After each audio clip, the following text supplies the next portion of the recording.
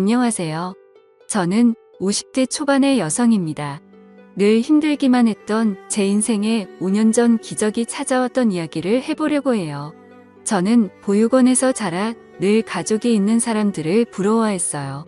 그래서 꼭 좋은 사람을 만나서 가정을 이루는 게 꿈이었어요. 고등학교를 졸업하고 보육원을 나오면서 어느 작은 회사에 취직을 하게 됐어요. 공장에서 일을 하고 옆에 있는 기숙사에서 자취할 수 있는 곳이었어요. 열심히 돈을 모아서 혼자 자취할 만큼 컸어요. 나만의 공간을 가지고 싶었거든요. 그렇게 돈을 모으는데 열중했던 어느 날 남편을 만나게 되었어요. 사무직이었던 남편이 공장에 샘플을 전달하러 왔다가 저와 만나게 된 건데요. 저는 그때 공장 사무실에서 격리를 하고 있었어요. 남편은 제가 마음에 들었는지 처음 만났을 때부터 친근하게 말을 걸었고 그런 남편이 좋았습니다. 친절하고 따뜻하게 대하는 사람이 별로 없었으니까요. 처음 받아보는 친절에 마음을 뺏겼던 것 같아요. 남편과 6개월 정도 사귀다가 결혼을 했습니다. 어릴 때부터 꿈꿔왔던 가족이 생긴다는 것에 너무 마음이 벅차서 그런 식 내내 울었던 기억이 나네요. 남편은 그런 저를 보면서 결혼했을 날 신부가 그렇게 울면 이혼한다는 대사를 던지며 놀리는 바람에 더 울었었네요. 시어머니는 말이 없었고 묵뚝뚝해 보이셨지만 고아인 저를 받아주신 것만으로도 감사해서 처음 배웠던 날 큰절까지 울렸습니다. 그리고 누구보다 잘 살겠다고 약속했어요. 결혼 후 몇 년간은 별일 없이 잘 지냈어요.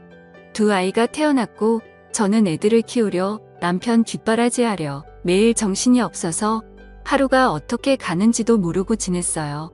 그때 시어머니 댁의 반찬과 김장 김치도 제가 다 했는데 지금 생각하면 그 많은 일을 어떻게 다 했나 엄두가 나지 않네요. 그런데 남편이 조금씩 변해갔어요. 원래 성품이 나았다고 하는 게 더 맞을 것 같아요. 언젠가부터 남편은 월급을 제대로 가져다 주지 않았는데 알고 보니 시어머니가 월급을 달라고 했다는 거였어요. 어머님이 당시대 월급을 달라고 하셨다. 그래도 우리가 쓸 것은 남기고 드려야지. 그렇게 다 가져다 드리면 애들은 어떻게 키우고 우리 생활비는 어쩌고. 지금 당장 내일 장볼 돈도 없는데 미리 말을 해주던가 라고 말하자 남편은 버러 화를 냈어요. 아니 그동안 내가 가져다 준 돈 다 어쩌고 내일 장볼 돈도 없다고 그래. 그렇게 돈을 물 쓰듯 낭비하니깐 엄마가 돈을 달라고 하셨지. 당신 진짜 어쩌려고 돈 관리를 그따위로 하는 거야. 저는 너무 황당하고 어이가 없어서 말했어요. 당신이 가져다 준 돈이 얼마나 된다고 그렇게 말해. 우리 생활비하고 적금 놓고 하면 빠짓해서 남는 것도 없어. 그건 당신이 제일 잘 알잖아. 그리고 내가 무슨 낭비를 해. 낭비할 돈도 없지만 난 몇 년째 옷도 하나도 안 사 입었어. 그렇게 말하면 나는 억울하지. 시끄러워. 앞으로 엄마가 용돈 조금씩 보낸다고 하니까 그걸로 써. 진짜 내가 엄마 보기 창피해서. 라며 소리를 지르고 집에 나가더군요. 시어머니는 제가 친정이 없다고 은근히 일도 많이 시켰고 갑자기 불러서 저녁을 지어라. 친구들이 오니 밥상 차려라. 그런 일은 일도 아니었지만 꼭 다 참고 시키는 대로 해왔어요. 그렇게 하는 게 집안에 분란도 안 생기고 나는 미움받아도 우리 애들은 사랑받을 거라고 믿었기 때문이었어요. 하지만 남편의 월급을 가져가는 건 도저히 이해가 되지 않았어요. 어머니 현수 아빠한테 들었는데 월급을 달라고 하셨다면서요.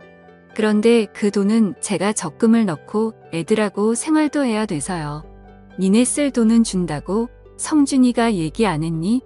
그동안 보니까 내가 씀씀이가 해프더라. 야채 같은 것도 쓸데없이 많이 사오고 내 식구 먹으면서 뭘 그렇게 많이 사는 거냐? 그래서 내가 가지고 있으면서 쓸 만큼만 주겠다고. 어머니 제가 장을 많이 본 건 시어머니가 저희 반찬을 많이 가져가셔서 넉넉히 만드느라고 그랬던 건데요. 시끄럽다. 너 말하는 게 아주 이상하다. 지금 나 때문에 돈을 많이 썼다는 거야.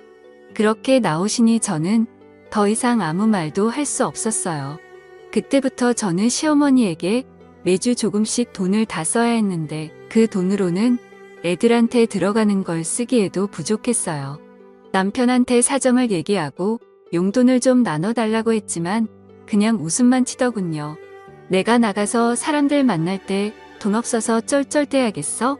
사회생활하는 사람이 여유가 있어야지 언제 무슨 일이 생길 줄 알고 막말로 갑자기 친구라도 만나면 내가 돈 한 푼 없이 가서 얻어먹기만 해야 돼. 다른 집 마누라들은 남편 자존심 채워준다는데 보고 잘한 게 없어서 그런가? 은근히 제가 구하라는 걸 피하냐 부리더군요. 저는 너무 억울했지만 더 이상 아무 말도 하지 않았어요. 제 말이 통하지 않는다는 걸 몇 번의 경험을 통해서 알았으니까요. 저는 제가 할 수 있는 일들을 찾기 시작했고 집에서 할 수 있는 인형 눈 붙이기부터 밤 까는 일들을 했습니다. 손도 많이 가고 힘이 드는 거에 비해서 돈은 조금이었지만 그나마 집에서 애들을 보면서 할 수 있는 일이었어요. 사정이 이런데도 시어머니는 주는 돈을 더 줄이더군요. 요새 돈 좀 번다며? 그럼 더 안 줘도 되지?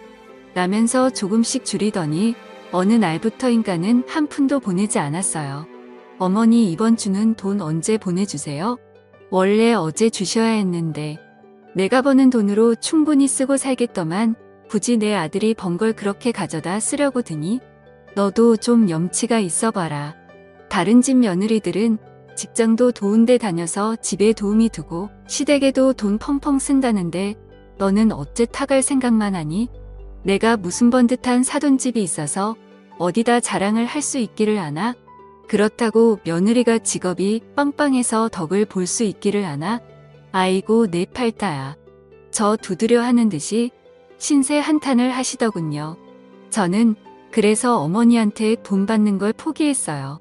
그리고 애들은 어린이집에 맡기고 다닐 수 있는 일을 찾았고 보험 설계사 일을 시작하게 되었습니다.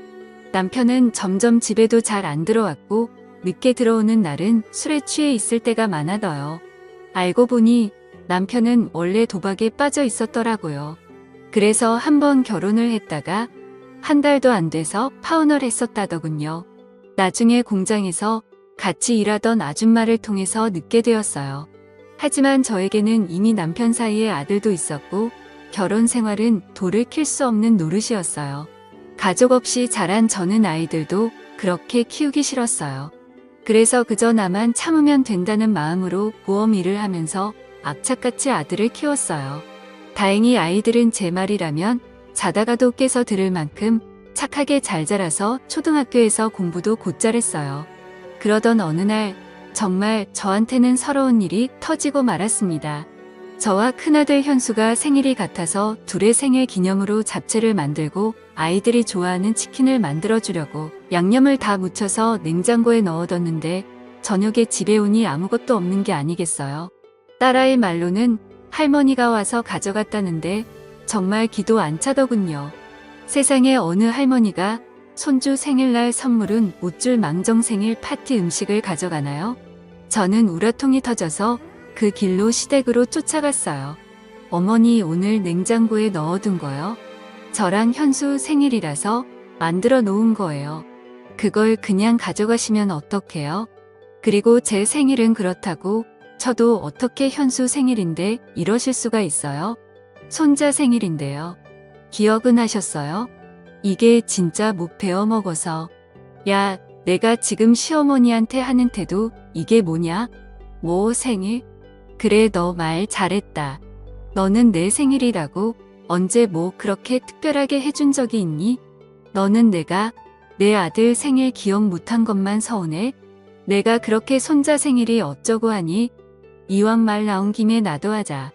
나는 어쩌다가 천안고아 며느리를 들이게 돼서 아주 어디 가서 쪽팔려서 말도 못 꺼내고 살았다. 그렇게 사람 창피 주고 내가 맨몸으로 와서 자식까지 낳고 살았으면 시어머니한테 고마워서 뭐 하나라도 더 해주려고 해야지. 인간 아니야?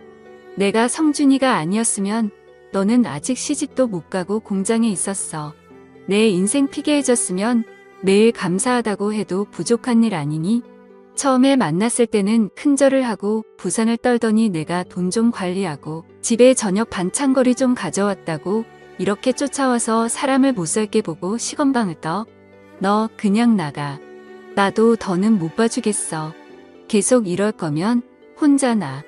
저는 애들을 두고 나가라는 말에 시어머니가 저한테 퍼부었단 말을 그저 다 흘려듣고는 집으로 얼른 돌아갔어요. 남편은 역시나 집에 들어오지 않았고 새벽동이 틀 무렵 제가 출근하려고 일어날 때 술에 취해 들어와서 씻지도 않고 잠이 들었어요. 정말 모든 걸 놔버리고 도망가 버릴까 하는 생각이 굴뚝 같았어요. 하지만 애들한테 부모 없는 삶을 물려주고 싶지 않아서 참았습니다.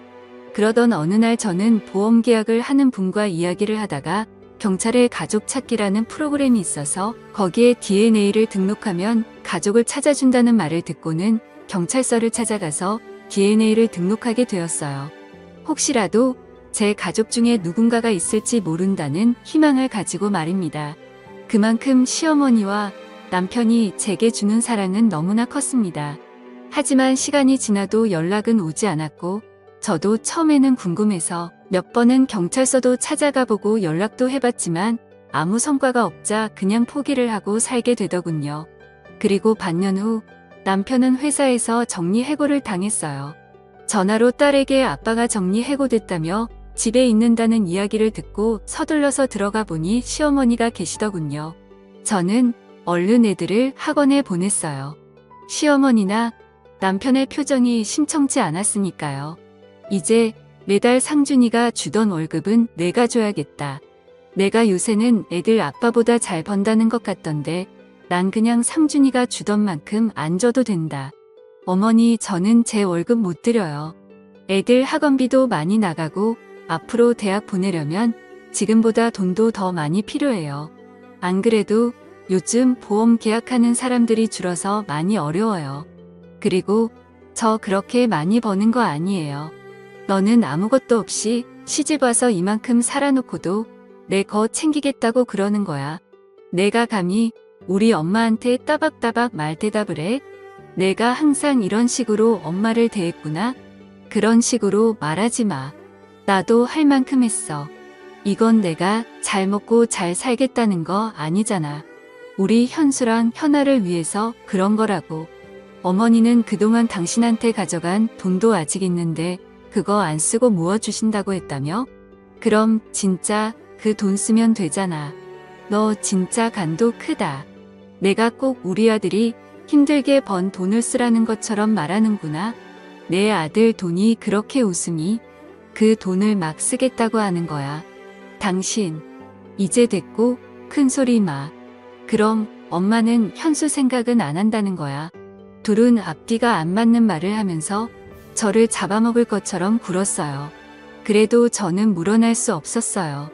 제가 버는 건 분명히 한계가 있는데 시어머니가 돈을 달라는 대로 그렇게 줬다가는 언제 또 낭패를 당할지 모를 일이었어요. 남편은 제가 계속 돈을 안 넣을 것 같자 이제는 자기 용돈만이라도 달랐더군요. 그건 어머니가 전에 당신 돈 가져가신 거에서 주셔야 될 것 같은데 당신 돈 우리한테 쓰는 건 아까워도 당신이 쓰는 거지만 주실 거야. 아니, 진짜 이 여자가 왜 자꾸 내 돈을 꺼내 쓰라고 난리야. 남편은 길길이 날뛰었고 그 뒤로 집에서 자주 행패를 부리고 돈 내놓으라고 소리를 질렀어요. 저는 아이들이 남편 때문에 피해보는 것이 싫어서 몰래 밖에서 만나서 돈을 주며 학원으로 바로 보내고는 했습니다. 아이들은 저에게 저런 사람은 아빠도 아니고 할머니도 아니라면서 남보다 더하다고 이혼하고 편하게 혼자 살으라고 했습니다. 이제 겨우 중학교 2학년인 딸아이가 하는 말에 가슴이 찢어질 것 같았어요. 그래도 저는 저런 아빠라도 애들한테 있는 게 낫다고 생각했어요. 그래야 나중에 애들이 지금 제가 겪는 서름을 겪지 않을 테니까요. 그렇게 몇 달이 지났는데 하루는 녹초가 돼서 집에 들어가려고 하니 문이 열리지 않는 거예요. 현관 비밀번호를 몇 번이고 다시 눌러서 경고음이 울렸지만 문이 열리지 않았어요. 당신 안에 없어? 왜 문이 안 열리지? 여보. 남편은 전화도 받지 않더군요. 그러다가 저희 집에 시어머니가 오시길래 문이 안 열려서 사람을 불러야 할 것 같다고 말했습니다.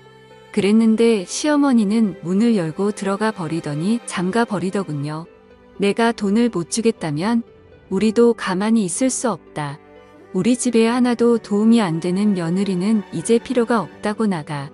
여보, 어머님 말씀이 진짜야. 맞아. 계속 문을 두드리자 남편은 나와서 저에게 삿대질을 하면서 다 필요 없다는 말 못 들었어. 나가라고. 학원에서 밤늦게 온 아이들은 이 사실을 알고 울고불고 난리가 났지만 시어머니는 오히려 니들이 그러면 엄마만 더 힘들게 될 줄 알아. 현수, 너 함부로 엄마 찾겠다고 나서면 가만 안 둘 거야. 라면서 애들한테 겁을 줬다고 하더군요. 저는 결국 혼자서 잠만 잘 수 있는 원룸을 구했고 더 악착같이 돈을 모아야겠다는 생각에 야식업체에서 설거지까지 했어요. 가끔 애들을 보러 가는 날이면 눈물바다가 됐어요. 애들은 자꾸 저와 살겠다고 했지만 아직은 그럴 형편이 아니었어요. 저는 그저 애들에게 조금만 더 참으라고 말할 수밖에 없었어요. 그러던 어느 날 저는 뜻밖의 전화를 받았습니다. 가족 찾기에 등록한 DNA와 일치하는 사람들이 나타났다는 거였어요. 너무 믿기지 않아서 경찰서로 쫓아가니 지난주에 어떤 할아버지가 어렸을 때 잃어버린 딸을 찾고 싶다고 오셨는데 DNA 검사 결과 가족인 것으로 밝혀졌다고 말해주는데 저는 입이 다물어지지 않았어요. 저는 그날 제 가족이라는 분들과 만났습니다. 진짜 제가 맞아요? 거짓말 아니죠? 제 가족 맞죠?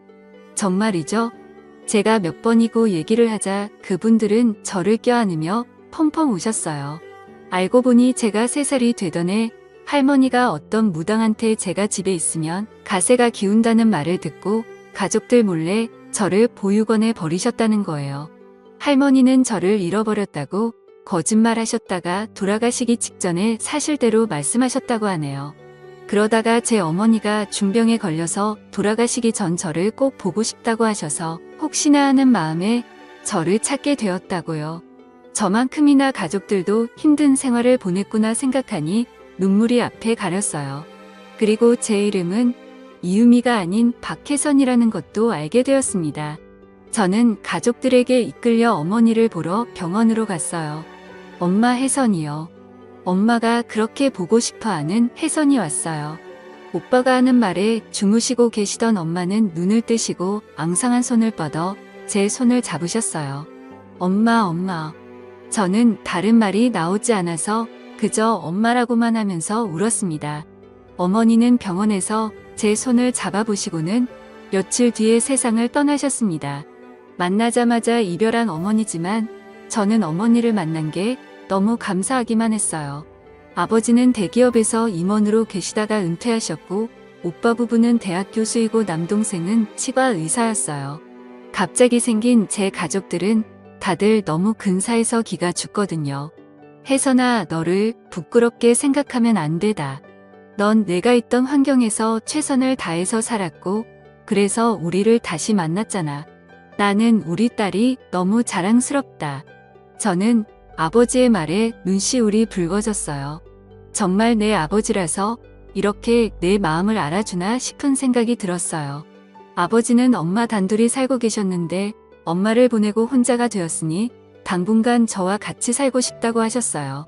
저는 그게 너무 좋기도 했지만 애들이 걸렸어요. 그래서 일단 제 사정을 오빠한테 얘기했어요. 아버지한테 말하면 충격 받으실까봐 걱정이 됐거든요. 오빠는 아버지한테 말해도 괜찮을 거라면서 잘 말씀드리자고 했고 제 처지를 들은 아버지는 화가 나셔서 그 자리에서 일어나 당장 아이들을 데리러 가자고 하셨어요. 저는 남동생이 운전하는 차를 타고 아버지는 오빠가 운전하는 차를 타고 그렇게 시댁 앞에 검은 세단차 2대를 몰고 갔어요. 제가 배를 누르자 시어머니는 저인 것을 확인하시고 막말부터 퍼부셨어요. 내가 무슨 낯짝으로 여기까지 왔냐? 이제 돈 좀 내놓을 생각이 들어? 그러자 아버지가 큰 소리로 저희 손주들 데리러 왔습니다라고 하셨고 그 말에 시어머님과 남편이 어리둥절해서 나오더군요. 남편은 저와 제 식구들을 위아래로 훑더니 어디서 등골 빼먹을 영감이라도 구했어? 그래서 이렇게 와서 큰 소리 치는 거야. 내 자식들 그런 구질구질한 돈으로 키우게는 못하지? 라고 하자 진짜 생각하는 수준하고는 저분이 제 아버지세요. 우리는 훼손이 가족입니다. 저를 가리키자 남편과 시어머니는 어리둥절하려 하더군요. 오빠 남동생이 우리 애들 옷가지와 책들을 챙기는 동안 저는 시어머니와 남편에게 제 가족을 찾은 얘기를 했어요. 제 얘기를 들은 두 사람은 얼굴이 하얗게 질려서 아버지를 보다가 점점 고개를 숙이더군요. 돈 때문에 항상 걱정이 많으신 것 같으니 이제 제 손주들은 제가 챙기겠습니다. 그동안 제 딸한테 하신 것에 대해서는 차차 어떻게 할지 변호사와 상의할 거고요. 라고 하셨고 변호사 소리를 들은 시어머니와 남편은 표정이 굳어졌어요. 오빠 남동생이 애들 짐을 다 챙겨서 나오자 시어머니는 다급하게 저를 붙잡고 아가 우리 얘기 좀 하자. 그래도 너 갈 곳 없을 때 우리가 받아둬서 여태까지 자랐잖니? 사돈계 말씀 좀 잘 드리고 하는데 오빠가 시어머니의 손을 탁 치면서 남의 동생 함부로 잡지 마시죠. 그리고 받아줘요. 어디서 그런 말씀을 하시죠. 제 동생이 결혼을 했지 이 집에 일하러 들어온 일뿐입니까? 사람이 힘없다고 막대하고 그러는 거 아닙니다. 라면서 차갑게 말했어요. 시어머니는 쩔쩔매기 시작했습니다. 아가, 내가 정말 큰 실수를 했다. 정말 미안하다. 내가 잘못했어. 여보 미안해. 당신이 돈 안 주니까 그만 꼭 해서 정말 내가 바보 같아서 미안해. 돈을 안 준다고 해서 당신이 그렇게 말을 해. 난 당신이 벌은 돈거에 만져보지도 못한 사람이야. 그런데 내가 아이들하고 먹고 살겠다고 돈을 안 준다고 사람을 그렇게 내도 못 참. 그것도 일하고 들어온 사람을. 나 이혼 소송할 거니까 그렇게 알고 있어. 저는 애들을 데리러 학교로 갔고 갑자기 왜 할아버지와 왜 삼촌이 생긴 아이들은 어안이 된 건 했지만 곧 너무 기뻐하며 좋아해줬어요. 그리고 시어머니와 남편은 몇 번이고 제게 연락을 하고 찾아오기도 했지만 만나지 않았어요. 한 번은 제가 오빠 부부와 백화점에 갔는데 어떻게 알고 시어머니가 저희를 쫓아오신 거예요. 그래서 오빠가 무슨 얘기를 할 건지 드러나 못했으며 같이 백화점 커피숍으로 들어갔어요. 제 둘 부부는 잘 지내는데 아들이 회사를 그만두면 문제가 생긴 거예요. 용돈을 안 주겠다고 하니 불화가 좀 있었고 저도 남들 다 받는 패물임을 예단 못 받고 며느리를 들었는데 제 입장은 생각 안 하시고 무조건 안 좋게 보시네요. 그렇네요. 좋습니다. 그 용돈이라는 것과 패물 예담해드리고 저희도 가정폭력과 협박으로 아드님과 사돈분 정식으로 고소하겠습니다. 아니 그러시면 얘기가 틀려지죠. 지금 혜선이 이혼 변호사 만나고 왔는데 애들 직원을 들어보니 굉장하더군요. 하루가 멀다 하고 술 마시고 도박하고 집에 안 들어오는 아버지, 그리고 집에 있는 애들 간식까지 쓸어가고 돈 한 푼 안 보태면서 엄마를 부려먹는 할머니. 이 정도면 이혼 사유가 차고도 넘칩니다. 그리고 집 비밀번호까지 바꾸고 못 들어오게 해서 1년 가까이 밖에서 살겠죠? 이런 것도 다 죄가 될 수 있고 위자료를 받아낼 수 있다고 하던데 저희는 그대로 다 진행할 겁니다. 그러니까 그렇게 알고 계세요. 억울하다는 시어머니의 말에 기가 차서 저도 한마디 했어요. 어머님 집에서 최신형 에어컨에 제일 큰 냉장고까지 있고 부엌도 최신식으로 다 뜯어 고치셨잖아요. 우리 애들은 낡은 에어컨 안 돌아가서 더워서 힘들어할 때 언제 한번 들여다보기라도 하셨어요. 어떻게 이렇게 뻔뻔하세요? 이제 와서 제가 친정이 생기니깐 이런 식으로 덜 변하시다니 정말 너무 유치하고 우습네요. 그 미안하다는 말도 못 믿겠으니까 나중에 법정에서 만나죠. 시어머니는 주변에서 다 쳐다보자 얼굴을 숙이고 서둘러 돌아갔어요. 저는 아버지가 잘 아시는 변호사분 소개로 이혼 변호사를 만나서 소송에 승소를 하고 위자료도 받고 정신적인 피해 보상도 받았어요. 지금은 아이들도 다 대학 가고 저는 인생 처음으로 매일 편안한 생활을 하고 있어요. 이런 든든한 가족들이 있다는 게 살아가면서 이렇게나 힘이 된다는 걸 몰랐어요. 가지고 있을 때는 모른다고 하던데요. 많은 분들께서 가족이라는 존재가 원래 있었기 때문에 너무도 당연한 거라서 소중함을 잘 못 느끼실지도 모르겠어요. 오늘은 더 따뜻한 마음으로 가족들 한 번 더 생각해 보시는 건 어떨까요? 저 같은 사람도 웃을 날이 오니 하연 들으시는 분들에게도 좋은 일들 생겼으면 좋겠다는 마음으로 이야기를 하게 되었습니다. 그럼 다들 행복하세요. 들어주셔서 감사합니다.